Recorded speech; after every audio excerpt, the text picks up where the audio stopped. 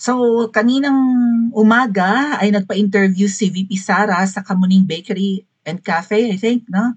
Isang parang pamoso. Pamoso! Very bago yung term. Pamoso. Isang, isang bakery, I guess, in Kamuning, right? Na malimit mag-conduct ng mga interviews ng mga kilalang mga DDS. So nakakatuwa may mga ganyang mga negosyo na parang mga Duterte supporters ano. And maganda yung ginawa ni VP Sara kanina na nagpa-unlock ng interview dahil nga po Pandesal Day ngayon sa Pilipinas. Therefore, naipararating ni VP, although ang balak lang naman nila mga kababayan ay mga ano lang, mga tawag doon, yung mga hindi malalalim at matitinding questions ang ibibigay sa Vice President. Kumbaga, chill-chill lang. Ganyan. Light interview lang, parang ganon. Kaya lang syempre, hindi may iwasang mapagbibigyan din ni VP Sara na masagot yung mga tanong about politics, okay? And maganda tong ginagawa ng ating Vice President kasi nakasabi ko nga nakaka-boost ito ng moral ng mga Pilipino. Nararamdaman ng mga Pilipino na may isang leader or mataas ang posisyon, nakakampi natin na nagsasalita.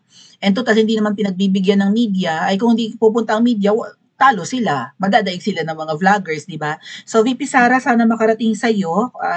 Malabo namang nasisilip mo ang munting vlogger na katulad ko. But shout out to you, lalong-lalo na sa mga malapit sa iyo, no? Either mga empleyado ng Office of the Vice President or maybe relatives and friends. Shout out nga pala kay attorney yung kaklase ni VP Sara. Sino nga? Nalimutan ko yung name niya.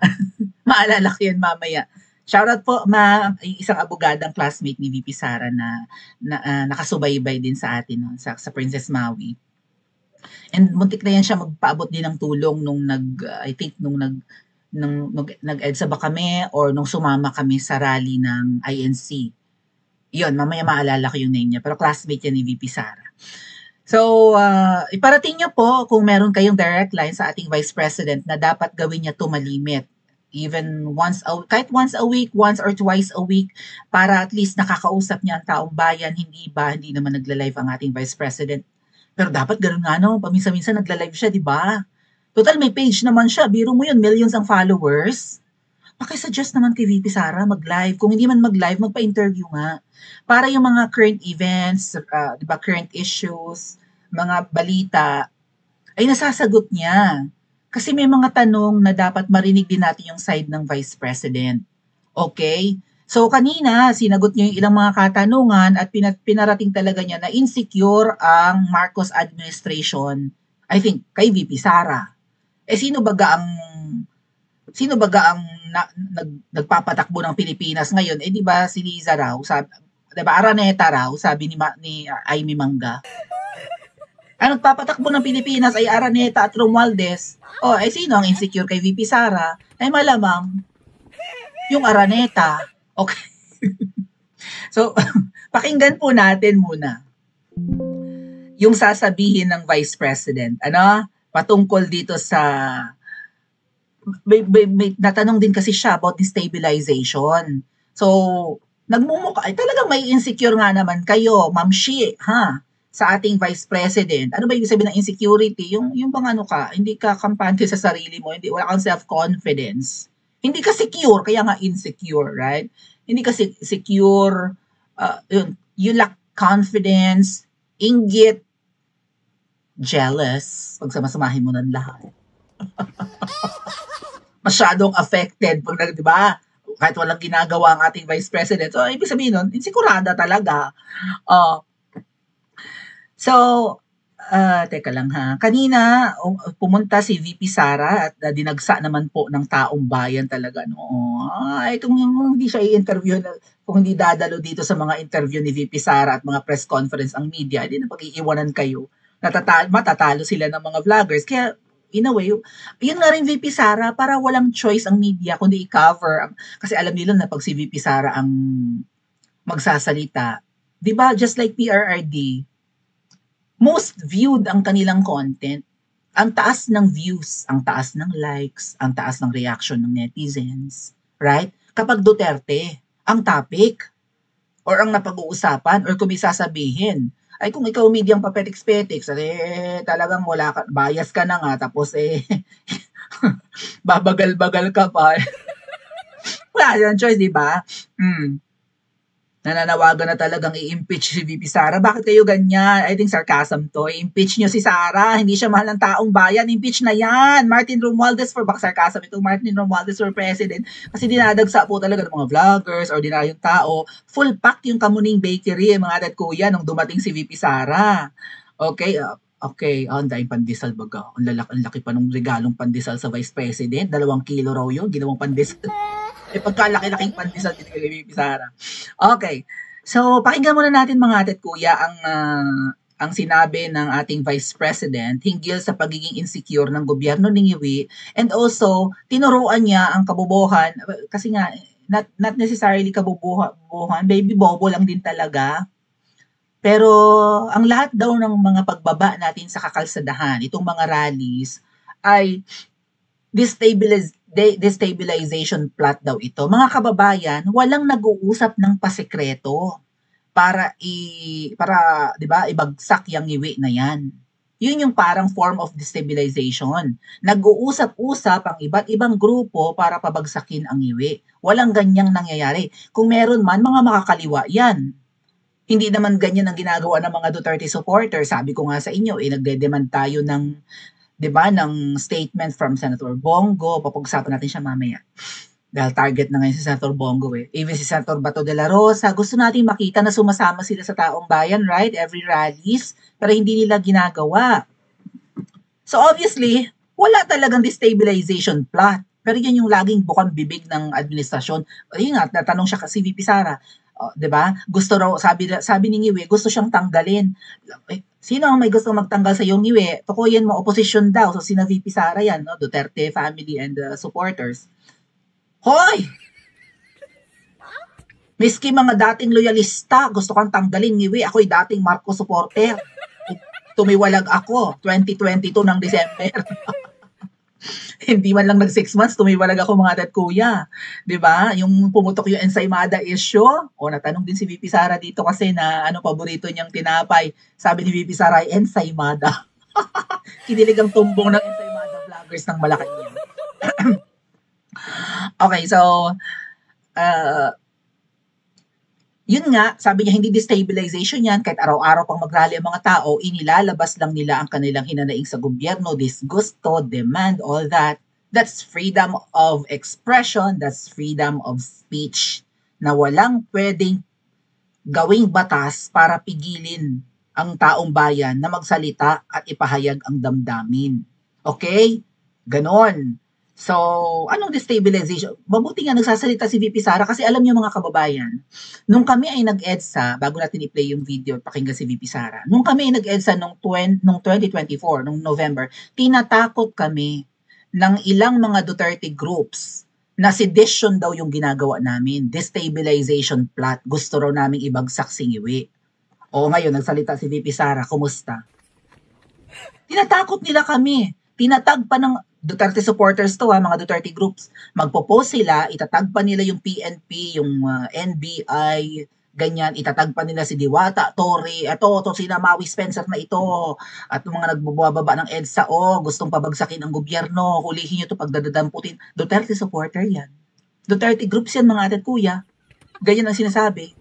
Kaya namin nalaman ng mga peke, yung ibang Duterte supporters, kaya alam namin na infiltrated ng mga makakaliwa and ng mga double agents yung ibang Duterte groups. Kasi sinasabotage nila kami, mga kababayan. Tinatakot pa nila na sumama sa amin ng mga tao kasi sedition daw. Yung ito ngayon, nagsalita si VP Sara. Thank you, VP Sara. Kaya sabi ko nga, magsalita ka, Vice President Sara Duterte, every now and then. Kasi nagkakaroon ng inspirasyon ng mga Pilipino na 'di ba? Kakampi, may nagsasalitang malalaking tao, hindi lang si Kiko Barzaga, hindi lang si Chavit Singson. And here you are, 'di ba? Coming forward or whatever na nakikiisa sa amin na hindi na namin kayang tiisin ang pamumuno. Yan nga, pandesal na nga lang, mura-mura noon Piso lang pandesal noon Panahon ni VP Sara daw, inabot ko pa yung 2 pesos na pandesal, mga tatkuya. Eh ngayon 5, 6 pesos, pinakamura, tapos puro hangin. Hay ginoo ko. Anyway, pakinggan muna natin ang Vice President. Follow-up question sa sinabi rin ni President Marcos. He said na politika lang nga ito and sabi niya, gusto nila akong Ay, may ads, Ateng, Agoda. Ate Ruth, talagang kailangan na nating mag-book ng ng hotel sa Agoda. Iyan ang sinasabi ko. 'Di ba? Sino ba sa ating lahat ang nagsasabi at nagpaplano ng destabilisasyon? Walang nagsasabi na oust Marcos. Ang merong mga grupo na nagsasabi resign. Yun lang ang the most na sinasabi ng mga tao. At nagtataka ako sa administrasyon, bakit nila sinasabi na destabilisasyon ang pagpapahayag ng mga tao sa galit nila? Kasi hindi yun destabilisasyon. Yun ay freedom of speech and expression. So kahit man mag-rally ang mga tao araw-araw sa EDSA, hindi destabilisasyon yan. Freedom of speech and expression yan.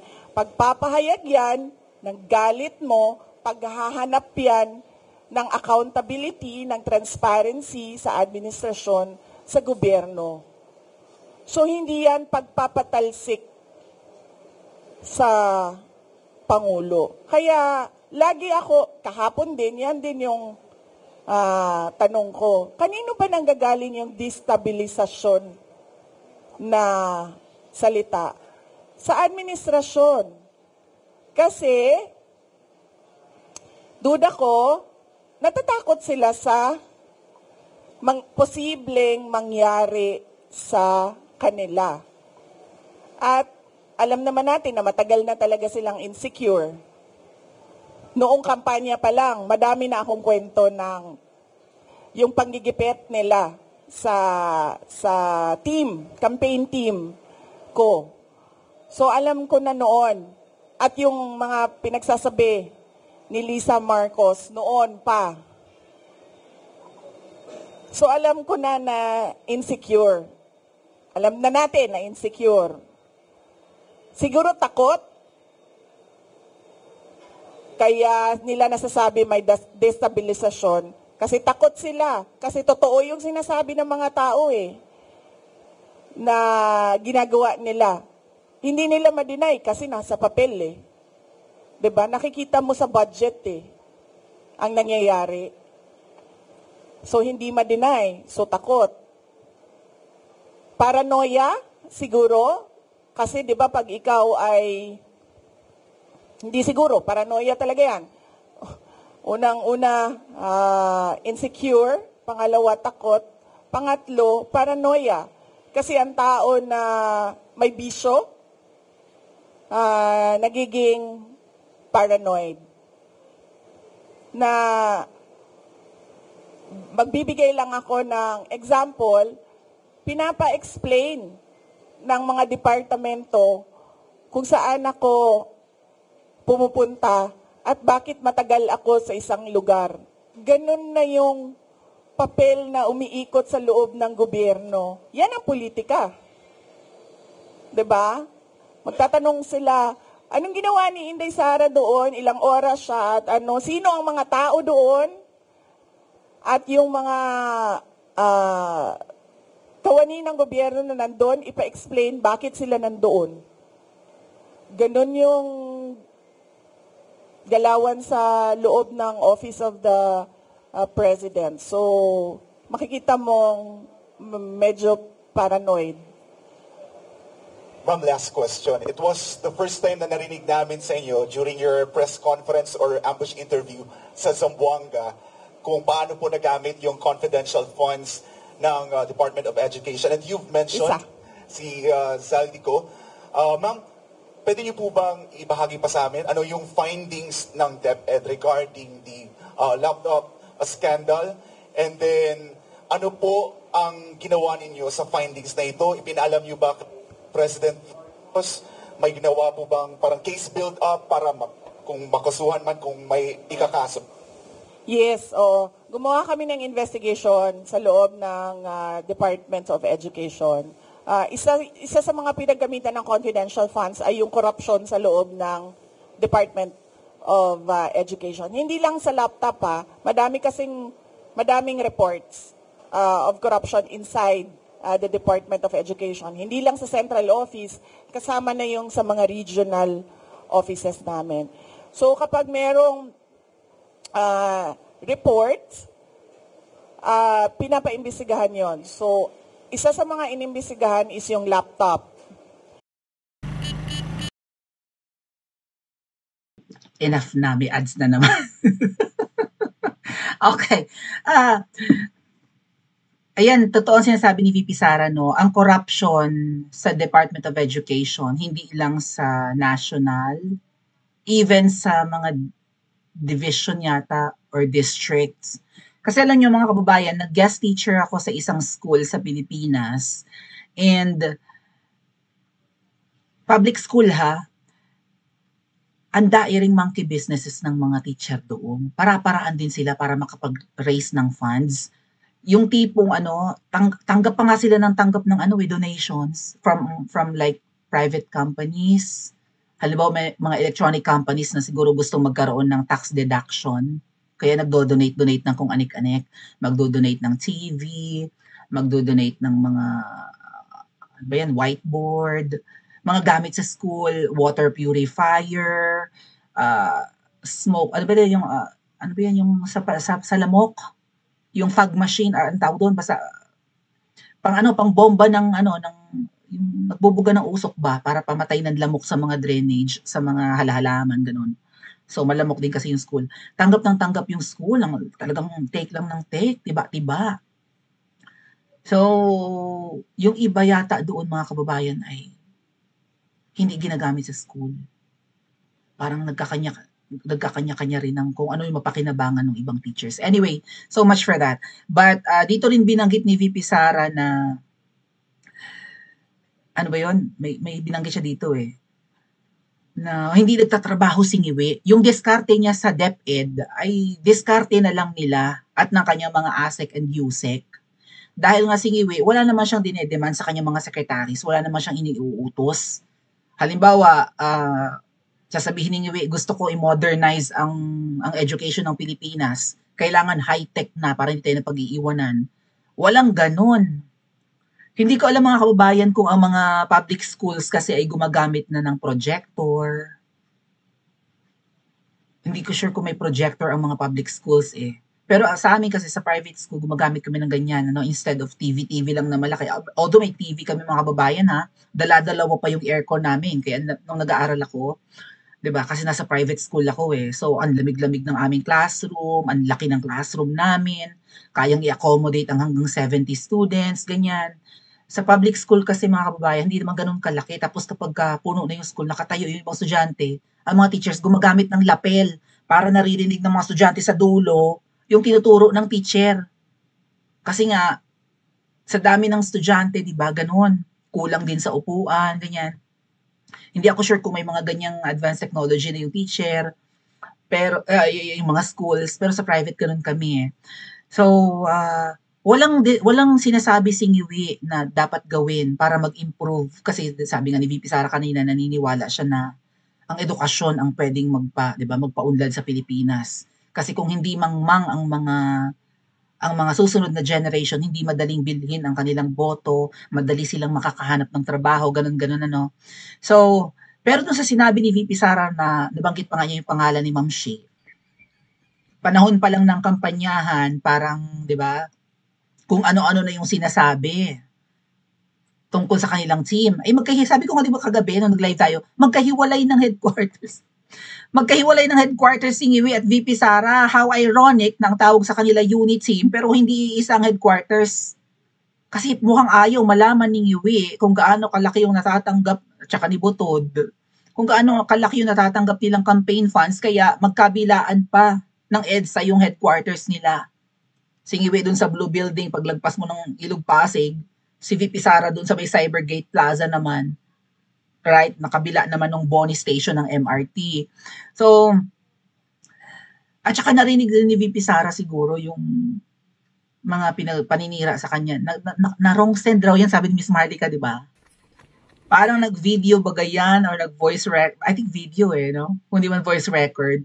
Nililibak niya si VP Sara, pero kay VP Sara niya na-send kasi nga raw laseng gayang si Butod.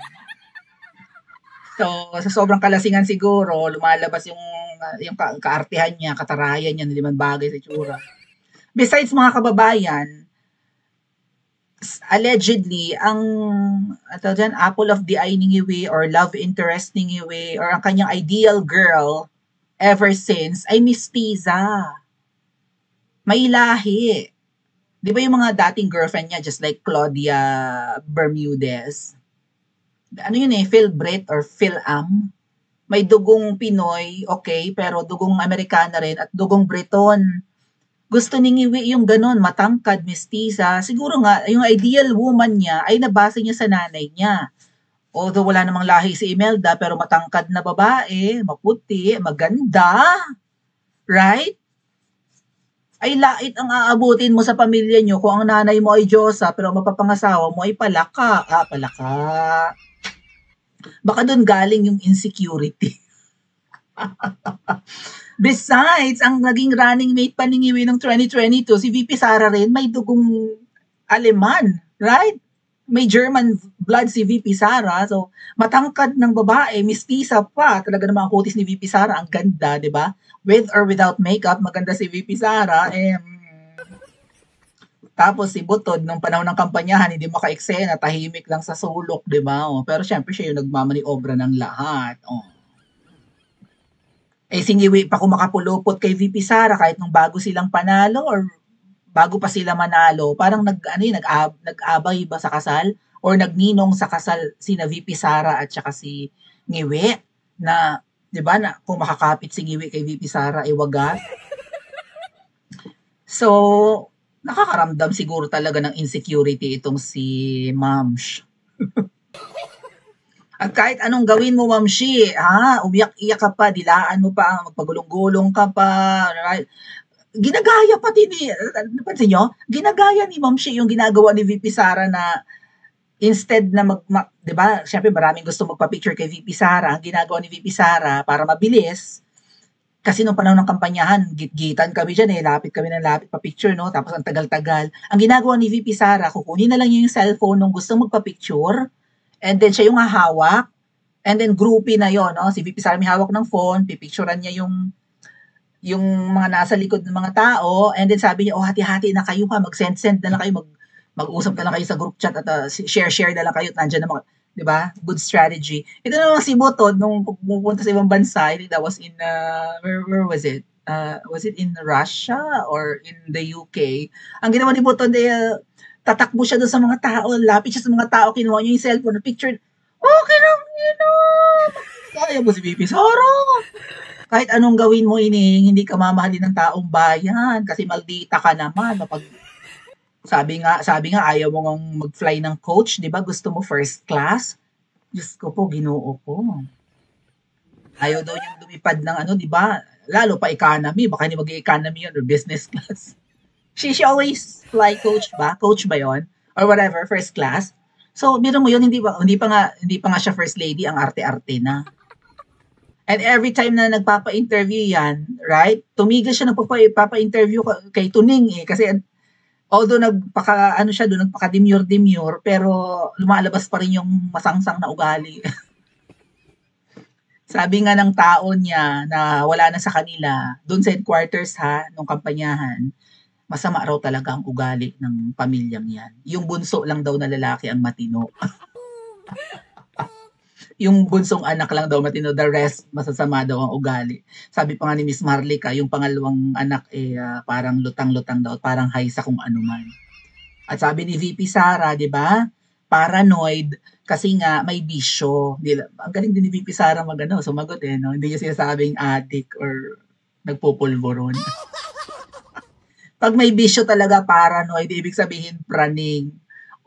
Hanggang kailan natin pagtitiisan yan, mga kababayan, na praning ang namumuno? Insecure. Pabiro mo yung pinatitiktikan si VP Sara. Bakit? Kasi sa tuwing aalis si VP Sara, loob man at labas ng Pilipinas, ang iniisip nila baka may kinakausap para siya ay matanggal sa pwesto. Agree? Pa-comment po sa comment section at mag-like at subscribe din po.